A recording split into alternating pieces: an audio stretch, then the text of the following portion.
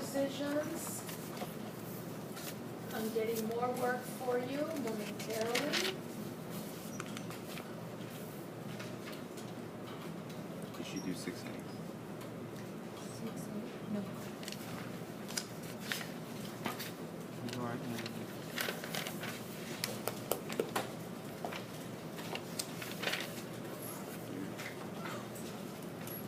Like that. Right here. Which one, Chair? All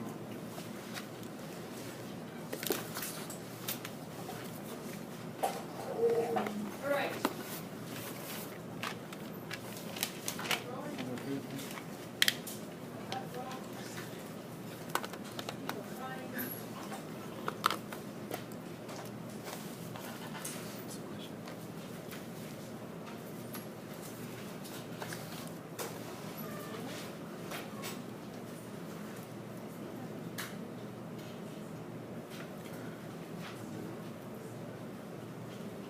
Trans is A and axial and Y. And axial and They're Y. opposites, so up and down. So up and down. I think I got it. I still got confused. So 1.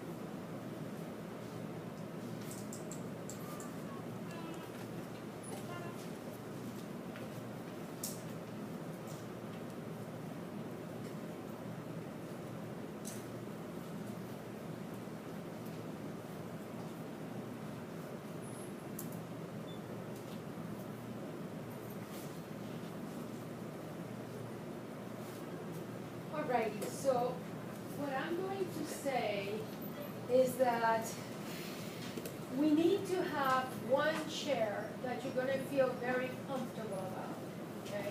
Because from here, we're gonna feel this down here, right? So we're gonna go from 3 and we're gonna go directly to 6. Alright, so I'm gonna start with 3 and I wanna make sure that everybody understands that if they say 1, 4, if they're telling you 1, 4, you do not want to draw all the axials and all equatorials all around the chair because it becomes a true nightmare, okay? So you just want to make sure that you go ahead and say, okay, trans is opposite. So in one chair, I'm going to count, right? You're going to go ahead and count, and that's 1, 2, 3, 4. And that they're opposite, up and straight down, so that's axial and axial. That makes your life so easy. Instead of just putting all the wedges and dashes and whatever, there are no wedges and dashes on a chair. Number 1. Okay, so I do not want to see wedges and dashes. I'll mark it wrong. On a chair are just lines straight up and straight down. So if I saw some wedges and dashes, erase, because that is incorrect. The wedges and dashes are just for the flat surface, like the cyclohexane, you know, the 6-member side. So these are straight up or straight down. So the moment that you have them in straight up and straight down and they're opposite, those are axial positions. You can then go ahead and label these guys what we call AA, as in they are axial positions. Okay, so that is not used in the name. Okay, so that AA is our way to communicate in the positions that your substituents are going to occupy. Has nothing to do with the name of the compound. The name of the compound remains your trans 1,4 dimethyl, whatever. Okay? When I do the ring flip, if you were axial, you have become equatorial. And if you were axial, now you have become equatorial. And the equatorials, again, are on the opposite side, but this guy is now going down, and this guy is going up. So that's opposite. One can go down, and the other one can go up. And that's what we call trans, opposite sides. this one now became this EE that we're talking about, which is the equatorial. If the groups are identical, like they are in this compound, if your groups are identical, like they are here, like they're both methyls, it goes without saying that the most stable conformation of the structure is when you have the groups on equatorial. Okay, that's the most stable by far, equatorial, because you don't have the 1,3 diaxial interaction.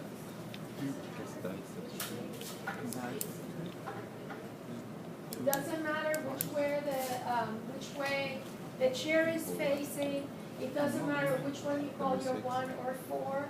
You may have wanted to put your 1 here. Okay, you could have started to call your 1 here and then your 4 down here. I just usually pick the easiest one to see, but it doesn't matter. Okay, it doesn't matter. Is everybody understanding what we want you to do? Double bond? Do you want to build these molecules? Are you wanting to spend the time to build them? Anybody wants to build them? People are going, absolutely not.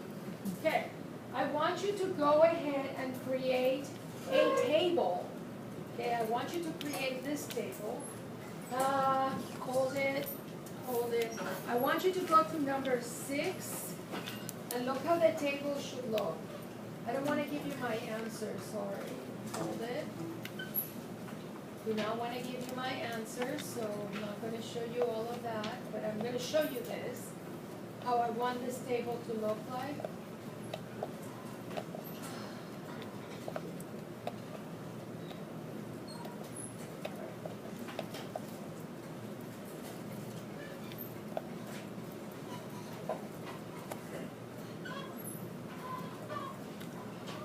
Double bond. I'm almost there. Promise. So for number 6, what I would like you to do would be this. Okay. Wait, I have to take all my answers out of there.